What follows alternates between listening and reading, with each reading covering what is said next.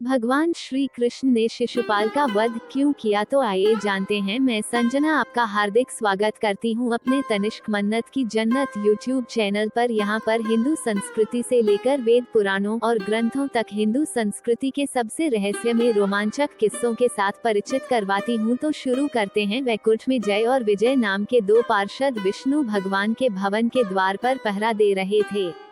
संकादिक बालक ऋषि गण पधारे, परंतु भगवान से अंदर मिलने जाते हुओं को इन दोनों ने रोक दिया। क्रोधित होकर कुमारों ने इन्हें शाप दे दिया कि ये असुर योनि में पैदा हों, नीचे गिर जाएं। इस कारण से ये दोनों असुर बन गए। धरती पर जन्म लिया। पहले जन्म में हिरण्याक्ष और हिरण्यकशिपु बने। इस जन्म में इनका वध भगवान ने वराह और नरसिंह अवतार लेकर किया। दूसरे जन्म में रावण और कुंभकर्ण बने। इनका अंत श्री राम ने किया। तीसरे जन्म में शिशुपाल और दंतवक्र के रूप में जन्म लिया। इस बार यह भगवान के कृष्ण अवतार द्वारा मृत्यु को प्राप्त हुए। भगवान के पार्षद वे लोग बनते हैं जिन्हें भगवान सारूप्य मुक्ति देते हैं।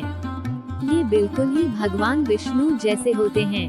हर बात में भगवान के बराबर होते हैं, वैसा ही ऐश्वर्य होता है। परंतु इनको सृष्टि की रचना, सृष्टि का पालन और सृष्टि के विनाश अर्थात प्रलय की शक्तियां नहीं दी जाती। इसके अलावा ये जीवों को उनके कर्मों के अनुसार कर्म फल भी नहीं दे सकते। श्री प्रभुपाद जी का कहना है कि एक फर्क और है विष्णु और विष्णु पार्षदों में। पार्षदों के सीने पर श्रीवत्स का चिन्ह नहीं होता। ऐसे तो जय और विजय की कोई गलती नहीं थी। वास्तव में कोई अपराध नहीं किया था। वे तो केवल अपनी ड्यूटी निभा रहे थे। कर्तव्य था किसी को अंदर नहीं जाने देना, सो कर्तव्य निभाते हुए ही संकादिक को रोका था। फिर भी भगवान को लीला करनी थी, इसलिए उन्होंने जय विजय से कहा कि 3 जन्मों तक तुम मुझसे बैर करोगे और तुम्हारी प्रीति मुझ में और प्रगाढ़ हो जाएगी। इस प्रकार भगवान ने ऋषिकेश आपकी मर्यादा हुई रखी और शाम को अपने पार्षदों के लिए वरदान के रूप पर परिवर्तित कर दिया। ये तो हमने आध्यात्मिक कारण बताया है, वास्तविक कारण बताया है। कृष्ण अवतार में लीला में यह बात आती है कि रुक्मणी जी की शादी उनका भाई रुक्मी शिशुपाल से करना चाहता था। रुक्मणी जी ऐसा नहीं चाहती थी, इसलिए उन्होंने श्री कृष्ण को समाचार भिजवाया एक ब्राह्मण के जरिए। कृष्ण आए और रुक्मणी का हरण करके ले गए।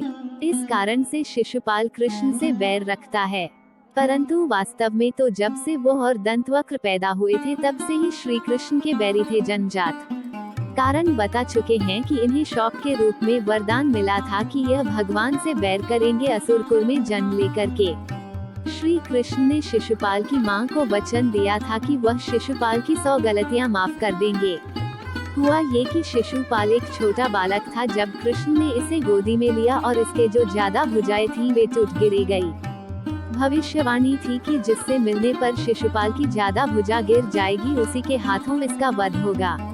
शिशुपाल की मां जो कृष्ण की रिश्तेदार थी ने वचन मांगा कि कृष्ण शिशुपाल का वध नहीं करेंगे। कृष्ण ने 100 गलती माफ की बात कह दी। बाद में कौरव सभा में शिशुपाल ने कृष्ण को बहुत गालियां दी। सारी गालियां पूर्ण होने पर कृष्ण ने शिशुपाल का वध कर दिया।